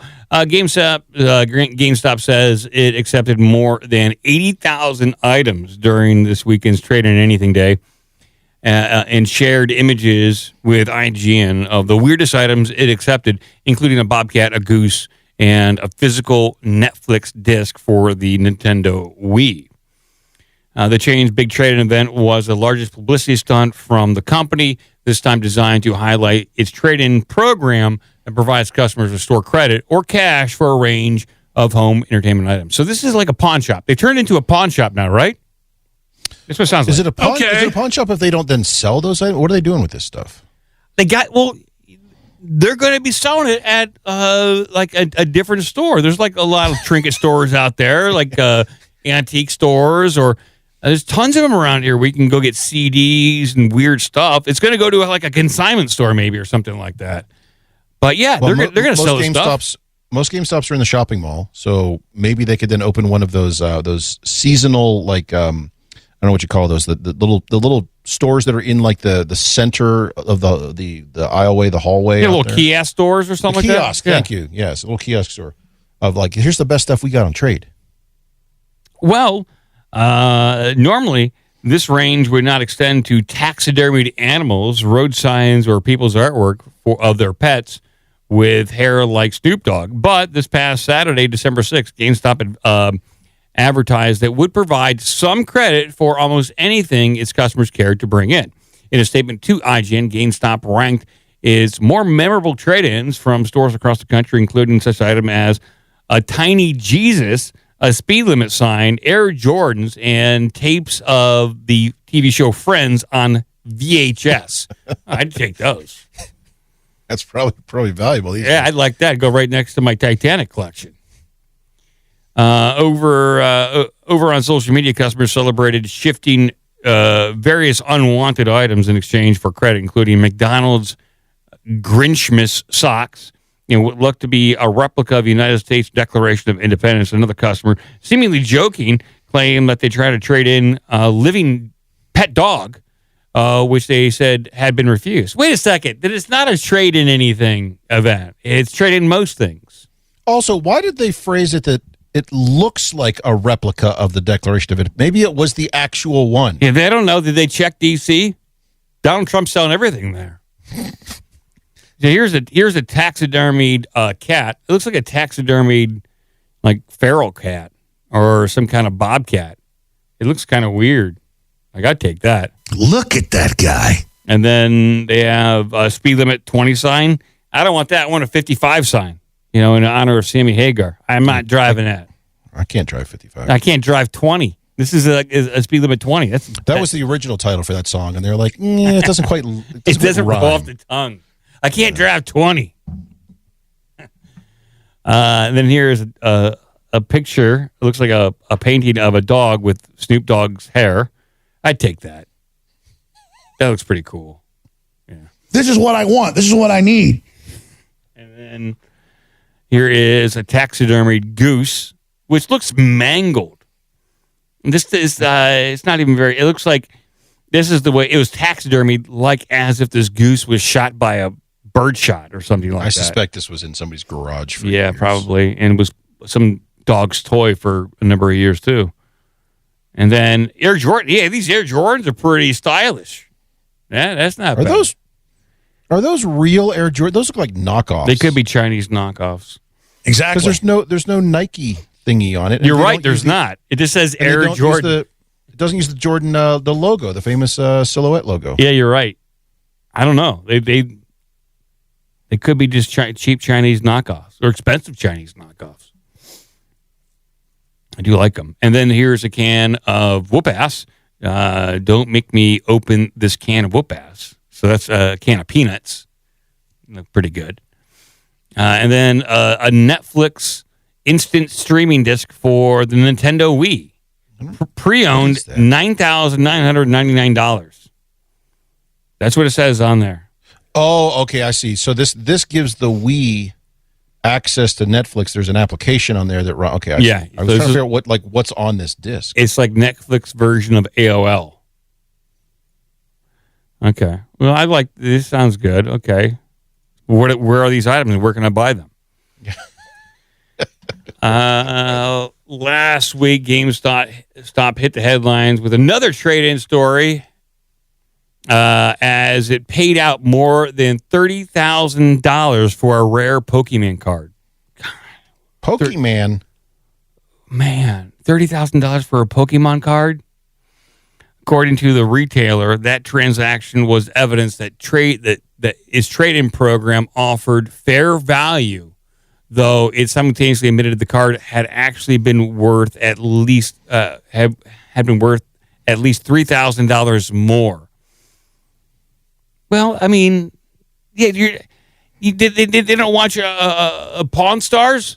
They don't rarely get what it's worth because it's going to sit on the shelf for a while, and there's no guarantee you're going to be able to sell that $30,000 card. They're lucky that they got that out of it, even if it was.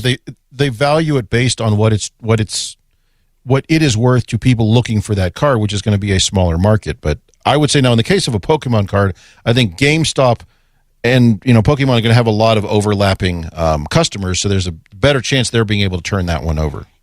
How many guys are going into GameStop with $30,000 burning a hole in their pocket looking to buy a Pokemon card? It's going to go up at auction, in years. They're going to sell that one off to, not sell that. They're going to process that one through one of those auction clearinghouses that does that sort of thing. I'm just amazed that GameStop has the resources to do this sort of buy-back or buy-in program. That's remarkable. And how are they checking the values on this stuff? Because they got to have some kind of auction guys there. They got to have somebody who really knows a wide variety of items to check and to give an assessment of its value. And then you have to trade in value. This is a whole interesting kind of situation they got going on here, and I want to be a part of it next time somehow. I want to know. I'm taking my stuff. Yeah. But if you want to contact the person who wrote this article, they are Tom Phillips on Blue Sky. So you can go to Blue Sky and check out Tom Phillips. Yeah, so both of you on Blue Sky can go see what Tom's up to. Yep, okay. Interesting article. I do like it, but we're going to move on.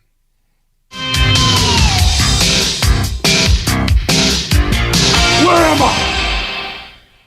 All right, we keep coming back to this series or this topic of stories. They're not all related, but they are in the general same vein here about stolen or missing or lost body parts being used for all sorts of shenanigans. A lot of them coming out of Harvard for some reason. People just selling stuff straight out of that. They have Facebook groups to sell this stuff. Well, here's a guy who was arrested because he was apparently creating dolls out of these things. Probably shouldn't do that. Probably a disabled Harvard student. Still attached. Creepy doll maker pleads guilty in Harvard med stolen human remains case. Man, I got mixed emotions about this one. Yeah, this is... Again, you're absolutely right, Cratchit. There's something deep and dark going on here in America. Because we're only reporting, is this like a more widespread thing? Human remain purchasing and reusing? Is this not happening in Europe? In China, we know they do weird stuff. But no, China, they just take the whole body. Yeah, but this is weird. So... a Salem doll maker known for her gruesome creation pleaded guilty to aiding and abetting the interstate transportation of stolen goods, in this case, human remains, in federal court Monday. Catherine McLean admitted that she sold human remains stolen from Harvard Medical School to a person in Pennsylvania. Another guy in Pennsylvania. I swear to God, we read a story years ago of a guy in Pennsylvania buying stuff from Florida. And those are human remains. Her North Shore studio and shop called Kate's Creepy Creation sold oddities, creepy dolls, and bone art according to a private Instagram bio for her store. McLean struck a plea deal with federal prosecutors in the Middle District of Pennsylvania, getting them to drop a conspiracy charge in exchange for her pleading guilty on the other count. The charge carries a maximum sentence of 10 years in prison and a fine of $250,000, but prosecutors are only recommending a 12-month sentence as part of the deal. But the fine remains $250,000. That's a tough one. It's hard to pay that back when you're in jail.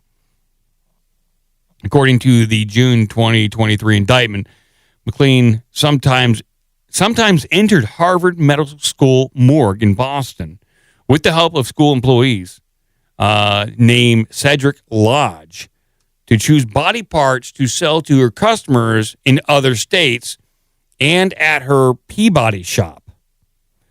She purchased two dissected faces from Lodge for the price of $600 right before Halloween, according in 2020, according to court documents. Now, we had a price listing not too long ago of what going prices were for various body parts. $600 seems kind of low for a human face. That's Okay. Oh yeah, well, okay, two faces, two dissected faces for the price of $600, $300 a face. Are you suggesting it's a buy one get one? It was a special. This guy Cedric was running a deal. A Halloween deal, buy one get one free. She sweetened the deal with a stop sign she stole from 20 miles an hour. Speed limit 20 sign she took from a school zone. Here's a cool picture of a dog with a Snoop Dogg haircut. I got a taxidermy goose. Yeah, could you do that at GameStop? Just taking body parts from Harvard Medical School to trade in for store credit. I really want the new faces. How much for this? I got to get the new Black Ops game where you take a human hand. It's missing a finger, but it's in pretty good shape. I think you can resell this thing on the market. Good Lord. Here's a face. Can I get the new Mario game for this human face? Sure. The following month, McLean received $8,800 from Paulie.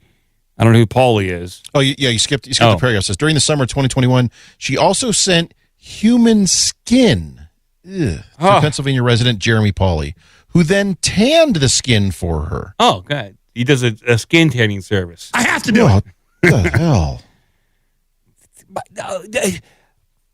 So I would take the skin, but it's simply not tan. And don't worry, I have a special service for that. I really want to do a lampshade, but that's just not. It's not the right tan. It's not the right color. The following month, McLean received $8,800 from Pauly for human remains purchased through PayPal. In addition to McLean Lodge, his wife Denise, and another of Lodge's buyers, Joshua Taylor, all pleaded guilty to aiding and abetting the transportation of stolen goods across state lines. Pauly also pleaded guilty to abuse of a corpse and was sentenced to 2 years probation after police found buckets of human remains in his Pennsylvania home. Buckets of human remains. Well, that's where you keep them. By the way, it says she got $8,000 via PayPal. Do you think he put something in the little notes field on there, in the comments field? Maybe. Skin. This is for tan skin. Skin. Lodge Two faces, skin in hand. Lodge had access to remains because he worked at the department for the Harvard Medical School that accepts anatomical gifts. Is that what they're called? Okay, I thought it's called like corpses, but okay, anatomical gifts. But instead of always properly cremating, interning, or returning the dissected and studied bodies to next of kin, Lodge would steal body parts, including skin, heads, brains, and bones, and sell them through a multi-state remains trafficking ring, prosecutors said. Ew. Some crimes defy understanding, says U.S. Attorney of the Middle District of Pennsylvania. The theft and trafficking of human remains strikes at the very essence of what makes us human. Now, here's a picture. This is Jeremy Lee Pauly. This is a picture of one of the... This is the skin tanning guy. This is a guy you can go on and you can contract him to tan your skin. For people just listening at home, his right eye is a lizard eye, it looks like, or it's tattooed black. Did they tattoo? Oh, God. Yeah, he tattooed his eye, the white part of his eye, completely black. The right side of his face looks like a lizard, like a tattooed lizard. He has subdermal implants on his skull that are spikes about an inch long. He's got giant gauged earrings. He belongs in Jim Rose's circus. If you guys are familiar with Jim Rose, he reminds me of a person part of the body modification culture, and also, I guess now part of the body dissecting and stolen goods culture. This guy's, So apparently, oh God, you can actually tattoo a thin layer in the eye. Oh God, you can tattoo the whites of your eye. Yeah, let's do it. Ew. I don't this guy's gonna have trouble getting a job. Yeah, he's kind of pigeonholed himself into stolen body parts. You know, and it's like you look at this guy. It's like, oh yeah, this guy's gonna have the best hands on the market. This guy is gonna have the stuff. Like this is the kind of guy I want to go to for my corpse needs. This guy, they should be using his face to try to fake their way into work in China. Oh, the facial recognition would just reject him right away. He would be immediately arrested in China. This is why America's so great. You can tattoo your face and put subdermal spikes in your skull and still carve out a little niche for yourself in this society by selling body parts until the feds get up to you.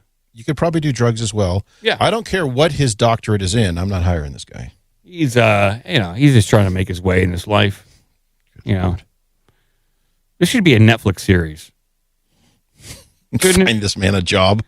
No, like the stolen body parts. Like it seems like it could be some kind of wacky Netflix comedy. Like they're taking corpse parts from Harvard and then they're selling them online. And every week they sell to someone different online and something wacky happens with the transport of those body parts. Just pitching it. Just throwing it out there for people. You go ahead and use it. I'm sure that's good on Netflix. You probably give a lot of the Netflix execs erections on this stuff. Probably. Well, McLean still awaits sentencing. It is unclear if she still owns or operates the Peabody business, although the mill where the store was previously located no longer lists Kate's Creepy Creations in its directory. So it looks like she's gone underground for a little bit.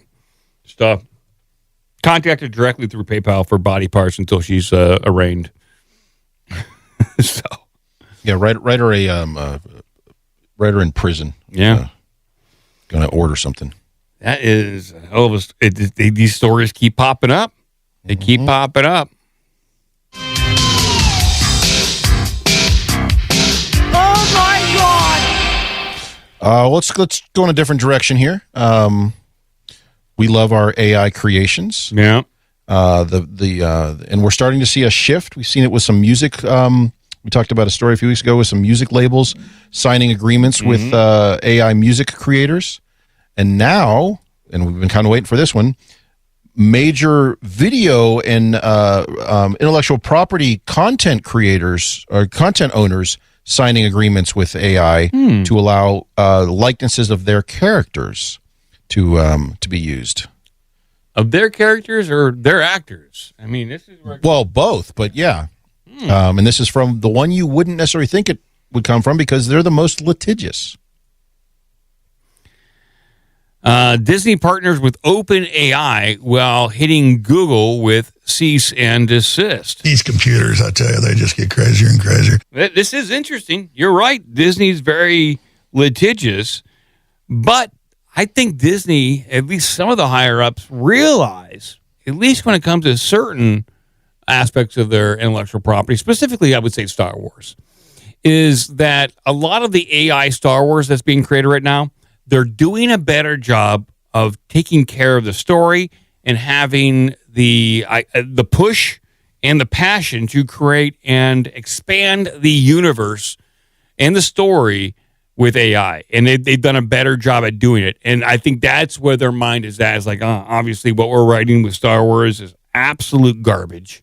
Let's let some of the fans take over, and it is like the fans are doing. Some of the fans are doing amazing jobs at what they're creating.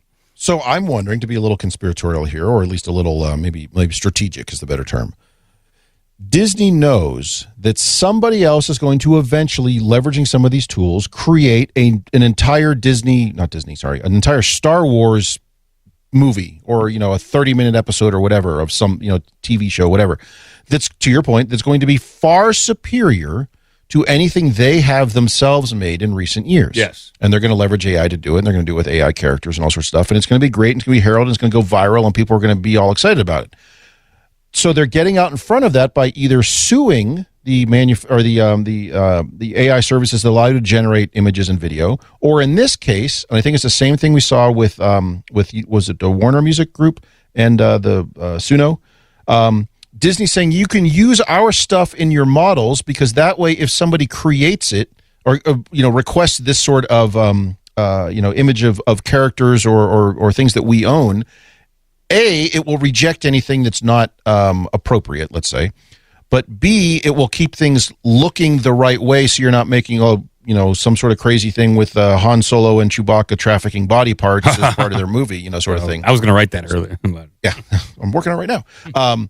So that this puts them in the driver's seat of it, and because they have the existing agreement signed with OpenAI, they can put the kibosh on anything they don't want out there before people start creating better Star Wars, better. What else does Disney own? They own Indiana Jones. They own Fox. They own all the X-Men, Marvel, X-Men, all that stuff.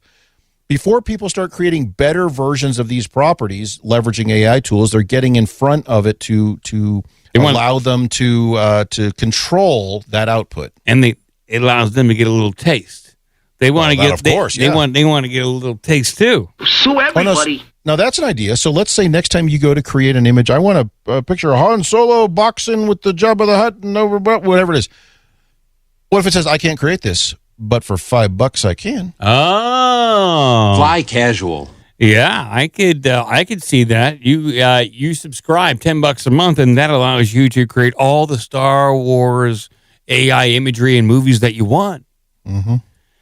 Let's read the news here, because this is going to be an unholy union, and you know that's what's going to happen here. So the recent weeks of news have not been particularly good for OpenAI or for the CEO, Sam Altman, but Disney sees something in the company worth investing in. This morning, the two companies announced an agreement wherein Disney would invest $1 billion in OpenAI and allow its characters to be subject to generative AI. The 3-year deal would thoughtfully and responsibly extend the reach of our storytelling through generative AI. There you go, Cratchit. You're exactly right. While respecting and protecting creators and their works, according to Disney CEO Bob Iger. Close. Iger. I know it's Igor. I like Bob. I do like Igor. I know, I like Igor. And it's a callback to Disney right there with the Hunchback of Notre Dame. I was going to say it's a callback to them selling all the skin parts for making monsters. It could be too. Disney has already spent a good portion of 2025 going to bat against various AI companies. In July, it sued Midjourney, alleging it was a bottomless pit of plagiarism. This morning's news comes at almost the exact moment that Disney hit Google with a cease and desist order over its AI generator per deadline. The Mouse House alleges that Google has been engaging in willful infringement, is especially alarming because it is leveraging its dominance in generative AI and across multiple other markets to make its infringing AI services as widely available as possible. Google doesn't care. They'll just pay the fine. That is the philosophy with every major AI company. They will consume and spit out, and they will just pay the fine later. Mm-hmm. Yeah, because the value of them developing their service, their software, getting the name out there, whatever it is, getting people hooked on it is far beyond. They're like, oh, sorry, yeah, here's $200 million. Yeah. Following the announcement, Igor and Altman appeared on CNBC, where the Disney CEO shared a rather fatalistic view of the situation. quote, if it's going to happen regardless, we'd rather participate in the rather dramatic growth rather than just watching it happen and essentially being disrupted by it. You know, that's the proper and most adult thing you could do. Is just like, okay, yeah, it's kind of like the philosophy on the New World Order. You can agree with it or not, and America's role in the New World Order, but you'd rather, like, if you're in the government, you'd rather have America's influence over it versus dipping out, I suppose. It's kind of like a damned if you do, damned if you don't situation. Staying in power. The staying power of these developments is increasingly unclear. However, within the past month, the Financial Times has reported that OpenAI has saddled its data centers. It seems unrelated. I think they just okay, you're right. Here. Okay. So basically, Disney's getting out in front of it. You're going to start to see this with other major other major content owners. I would not be surprised to see Netflix or somebody partner with Google Gemini or something like that for the same reason. Mm-hmm. What's the new one? Nano Banana? Yeah, it's Nano Banana, which is I think owned by Google, but they're gonna have to get it. Disney's already spoken for, so they're gonna have to get like MGM. They're gonna have to get like somebody else. Well, Netflix just bought a lot of the Warner catalog. Oh, so no, they didn't. So they got outbid by Paramount. Paramount went on strong with $100 billion to outbid Netflix.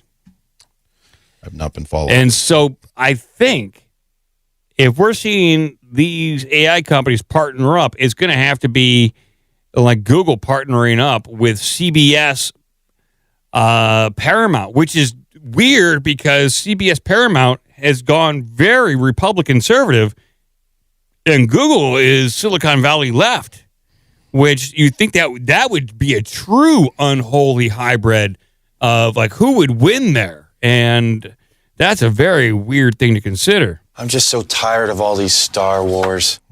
Yeah. But they might have to do it in order to compete. I'm still waiting for someone to, it's going to be only a matter of time before someone creates an entire, TV show, 30 minutes, an hour, 2 hours, whatever it is, movie of some of these characters, these films, that sort of thing. I know people are out there working on it. Someone's going to do it. Yeah, there's. I'm going to try to bring one up real quick. AI Star Wars stories. They're doing a pretty good job. I see here. Are they just putting these on the YouTubes? I think so. I think it's called Star Wars Tales Untold, and it's already got like 100,000 subscribers. The most recent one is the most recent one day ago, Anakin Skywalker right after Revenge of the Sith. Let's see if we can watch this together. It's pretty. I mean, they're done pretty well, and they're using the technology that's I think available to anybody right now, and so not anymore. It might get better for him. Or let me throw this out there: could this be somebody working with official, Disney tools and official, Star Wars content? What's the term there? I'll think of it in a minute. To kind of virally get this out there, it's possible to use it as a marketing angle from OpenAI. To force the partnership with Disney. Well, or for after they knew this was in the works, and now they've created several months of these going back, a couple of months ago, and then they can come out and say, "Hey, there's going to be one that they post out here in 2 weeks. Here's how I've been doing this, and you too can now do this by signing up for our new blah blah blah plan through GPT, OpenAI, Disney, whatever." Here's a little bit of this, the untold story. Lord Vader, how are your injuries feeling today? Painful. Would you like me to administer an anesthetic? No. Vecta regeneration is progressing within expected parameters, my lord. Dermal tissue is stabilizing, though extensive scarring remains. Your vocal cords, however, judging by your phonation, they are still severely damaged. Vital signs remain stable, initiating necrotic tissue removal.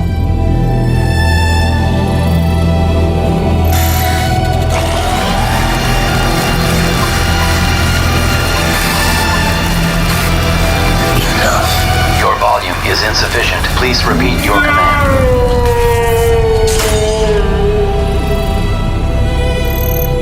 I said enough. We are done here. Understood, Lord Vader. We will resume the examination at a later time.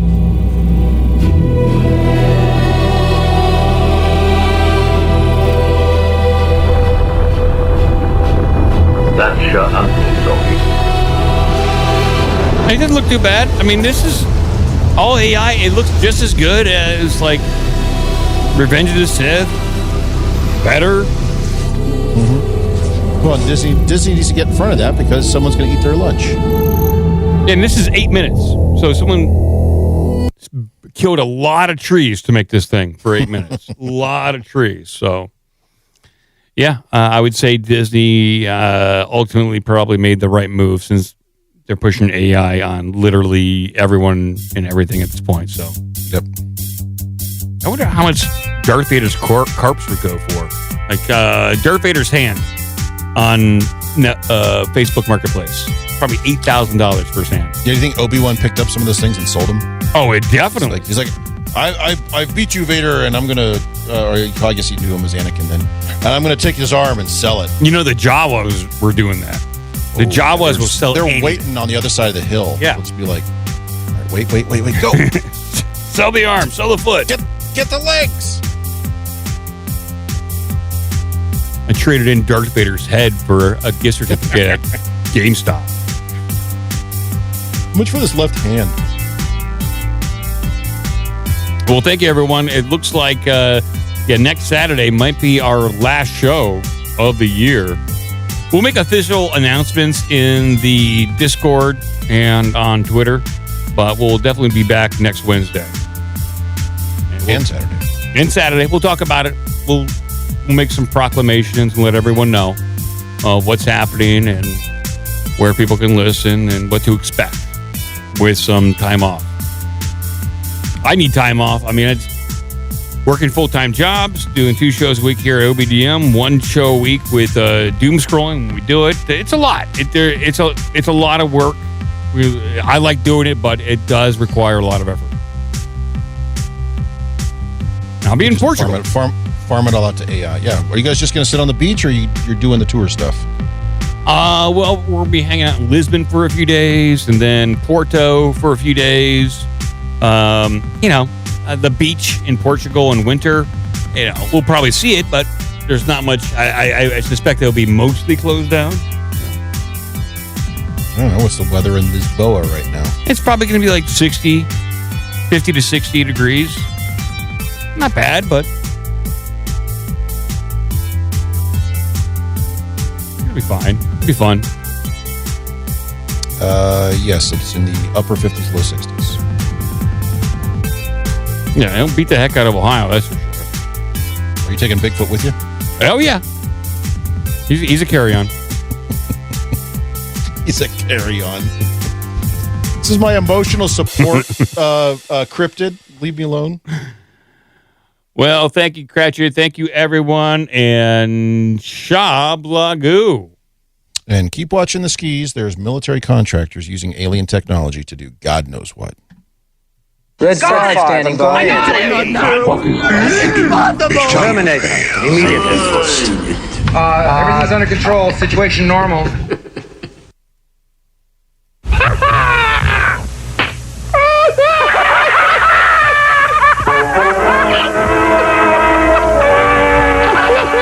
That's about all. Shablagoo. Sit, Ubu, sit. Good dog. Till next time, take care of yourself and each other. Until next week. Nanu. Nanu.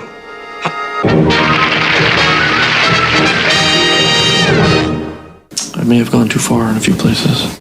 Today, may honest, submitted to the Bigfoot Field Researchers Organization.